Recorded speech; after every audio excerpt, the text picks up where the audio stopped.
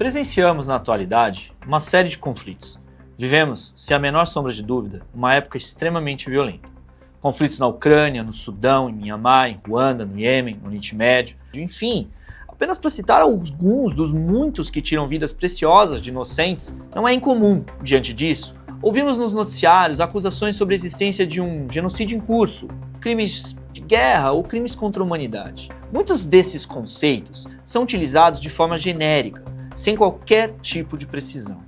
Diante disso, é importante dar um passo para trás, cada vez que ouvirmos um desses termos, para buscarmos compreender realmente o que significam e do que eles tratam. O velho e bom conhecer primeiro para poder exercer qualquer tipo de juízo crítico, algo tão esquecido em tempos de redes sociais. Assim, quando estamos falando de genocídio, crimes de guerra e crimes contra a humanidade, afinal, do que estamos diante? Onde eles se encontram normatizados e tipificados?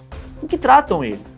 É o que vamos tentar compreender. Esses crimes são tratados pelo que se denomina Direito Internacional Penal, que é o direito que busca responsabilizar individualmente pessoas que tenham cometido crimes de natureza internacional, que ofendem não o nacional de um Estado ou cidadão de outro qualquer, mas sim a humanidade.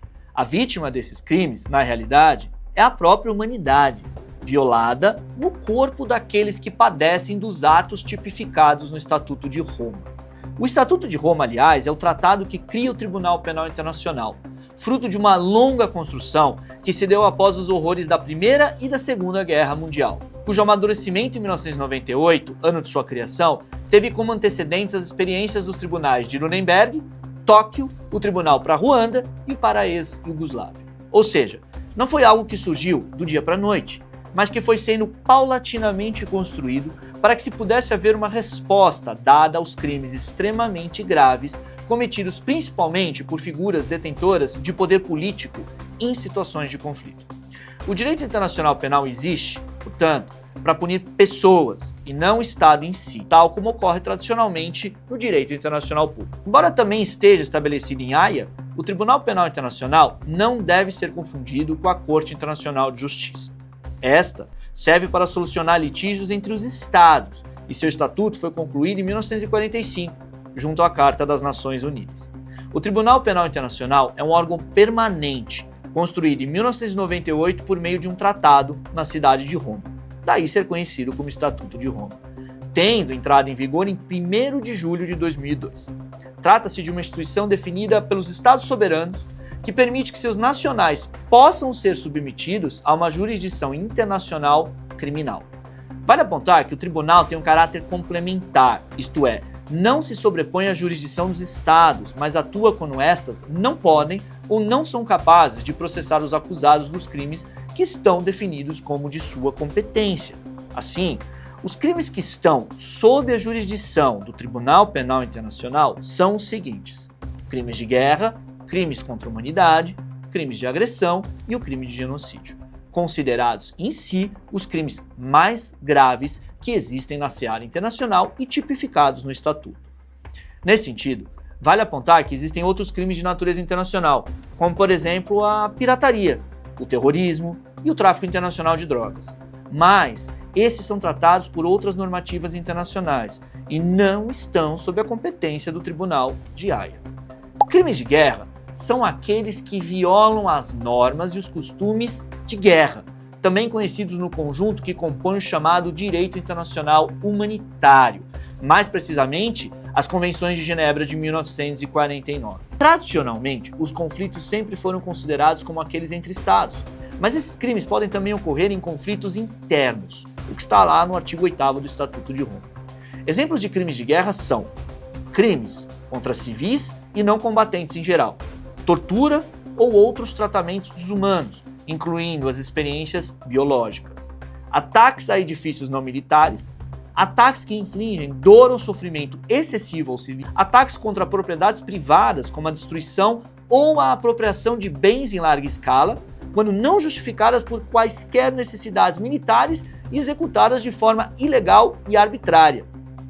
dirigir intencionalmente ataques ao pessoal, instalações, material, unidades ou veículos que participem numa missão de manutenção da paz ou de assistência humanitária, de acordo com a Carta das Nações Unidas, sempre que estes tenham direito à proteção conferida aos civis ou aos bens civis pelo direito internacional aplicável aos conflitos armados. Outro exemplo, o uso de métodos e meios proibidos pelo direito, uso de crianças como soldados, transferência forçada de populações em territórios ocupados, lançar intencionalmente um ataque sabendo que o mesmo causará perdas acidentais de vidas humanas ou ferimentos na população civil, danos em bens de caráter civil ou prejuízos extensos, duradouros e graves no meio ambiente, que se revelem claramente excessivos em relação à vantagem militar global concreta e direta que se previa.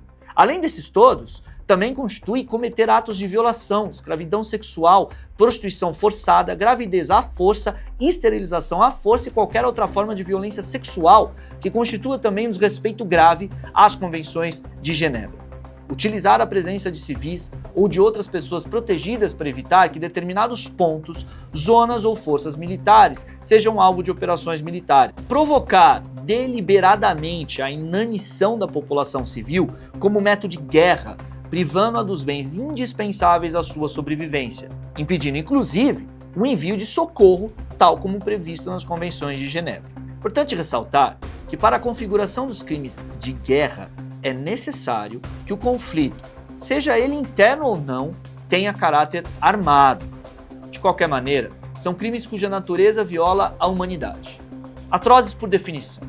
Seus agentes podem ser militares ou civis, que estejam envolvidos desde a tomada de decisão dos atos até a execução efetiva de cada um deles. Ou seja, não se trata de apenas punir o soldado que está na frente de batalha, mas também generais, políticos, que do alto de suas posições tomam as principais decisões dos movimentos de guerra e se envolvem com esses crimes. Já os crimes contra a humanidade são aqueles cometidos no quadro de um ataque generalizado ou sistemático contra qualquer população civil não combatente, havendo conhecimento desse ataque. Também podem ser considerados crimes contra a humanidade perseguição de um grupo ou coletividade que possa ser identificado por motivos políticos, raciais, nacionais, étnicos, culturais, religiosos ou de gênero, ou em função de outros critérios universalmente reconhecidos como inaceitáveis no direito internacional.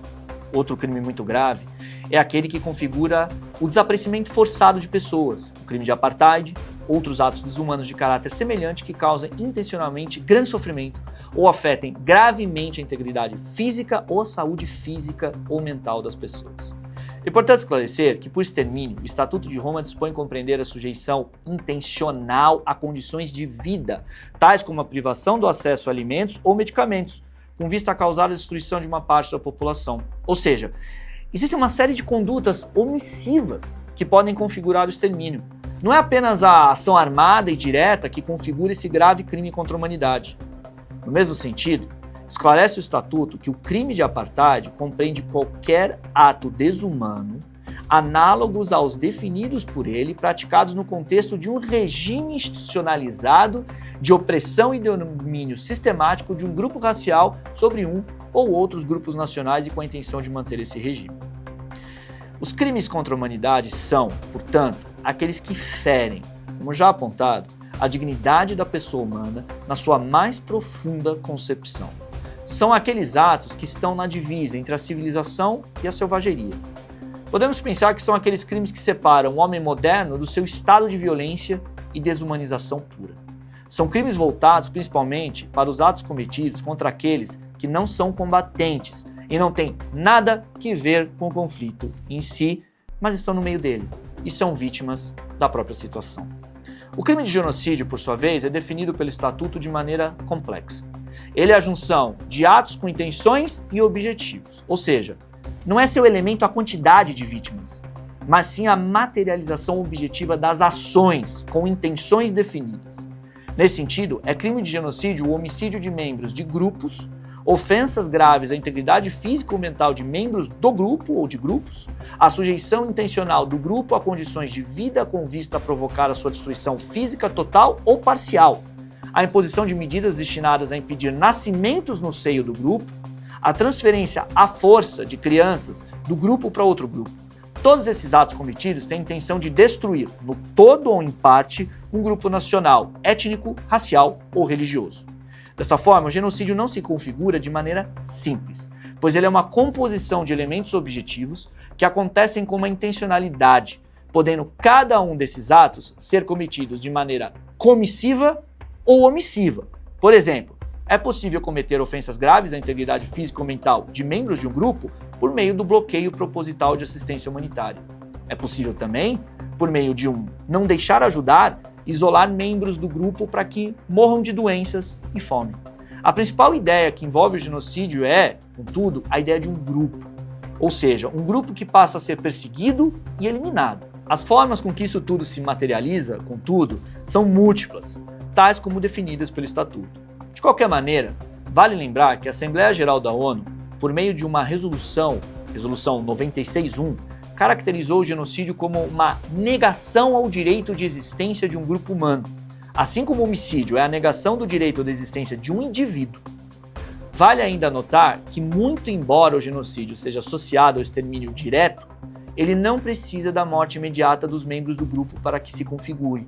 Afinal, tal como disposto no próprio Estatuto de Roma, existem ações ou omissões que podem vir a resultar numa morte futura e próxima, que são resultado de sérios danos psíquicos ou físicos causados por os membros do grupo atacado. Desta forma, o genocídio não precisa ser imediato para que seja reconhecido como tal. Ele é, em muitos dos conflitos, um longo processo. Em relação aos crimes de agressão, estes ainda não foram bem definidos no direito nacional. Não há uma definição clara no Estatuto de Roma acerca do que constitui e define a tipificação desses crimes. Continua, portanto, controvertida a definição, que pode vir a ser resolvida numa futura revisão do Estatuto de Roma. De qualquer forma, há uma lacuna acerca desses crimes. Isso é fato. Por fim, antes que se tomem conclusões acerca do que se passa no conflito, é necessário conhecer e compreender.